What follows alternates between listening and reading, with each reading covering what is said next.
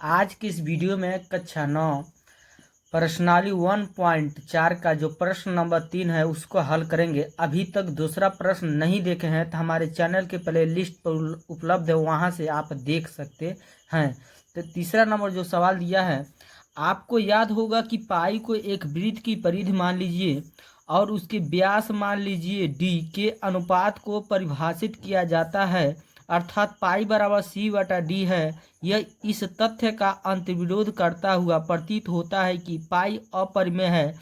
इस अंतर्विरोध का निराकरण आप किस प्रकार करेंगे? स्केल द्वारा हम माप के 2 सेमी के माप लेकर एक हम वृत्त बना रहे हैं। क्या बनाएंगे? वृत्त।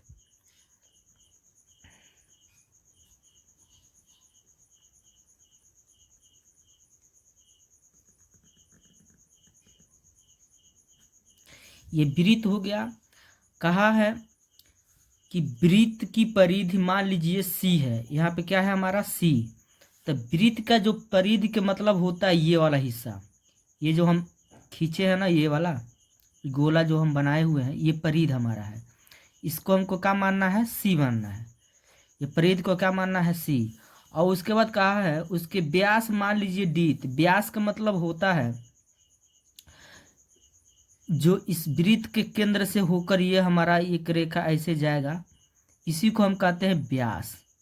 यानी वृत्त की सबसे बड़ी भुजा को क्या कहते हैं? व्यास कहते हैं। ये हमारा व्यास है। तो व्यास को क्या मानना है? हमको डी मानना है। क्या मानना है? डी। ठीक है।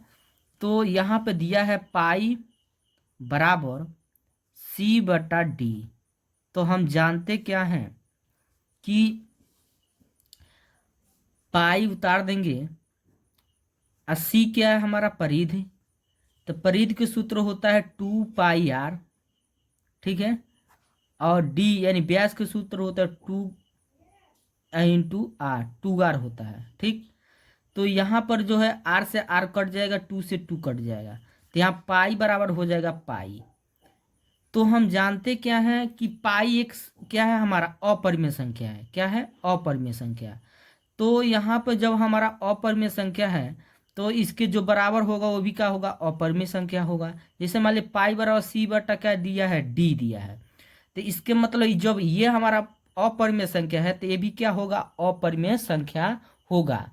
जैसे जब हम लेंस के द्वारा जब उसको हम माप को देखेंगे तो ये जो हमारा माप आएगा ना, तो यानी 2 सेमी के जब माप लेंगे स्केल पे तो 2 सेमी का नहीं रहेगा, या तो अधिक रहेगा।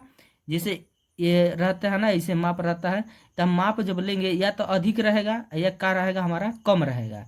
ठीक है। तो जब हम इस वृत्त को जब बनाएंगे 2 सेमी के माप लेकर, तो ये हमारा एक मतलब 2 सेमी के एकदम फिक्स नहीं रहेगा। तो वही कह रहा है। तो अब बताइए, जब फिक्स नहीं रहेगा तो वही है, तो अपरिमेय ही होगा। फिक्स उसका माप एक माप फिक्स नहीं रहता है। तो इसको हम लिख सकते हैं क्या?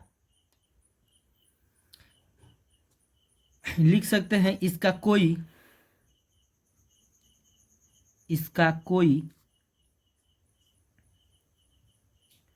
कोई अंतर्विरोध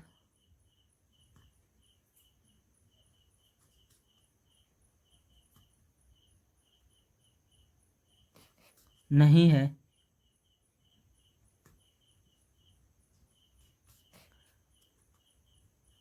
स्मरण रहे कि जब कभी भी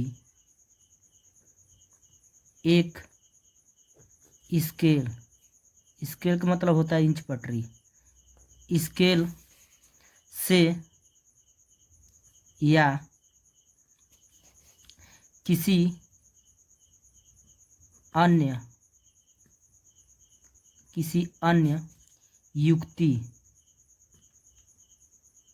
युक्ति से लंबाई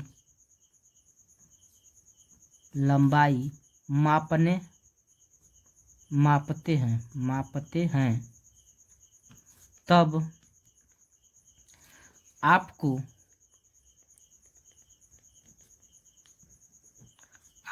केवल केवल एक सन्निकट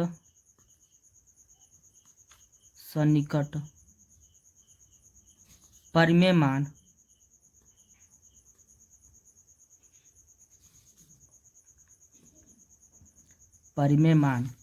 प्राप्त होता है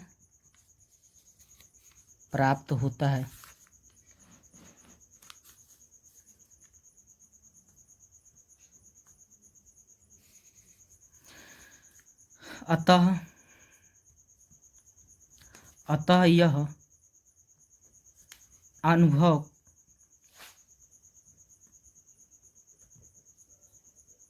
अनुभव नहीं कर पाते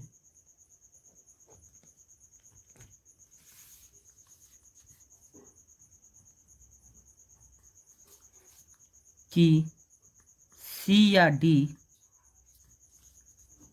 अपरिमेय है।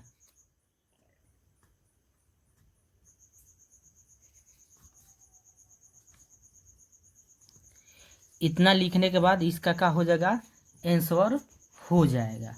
ठीक है, तो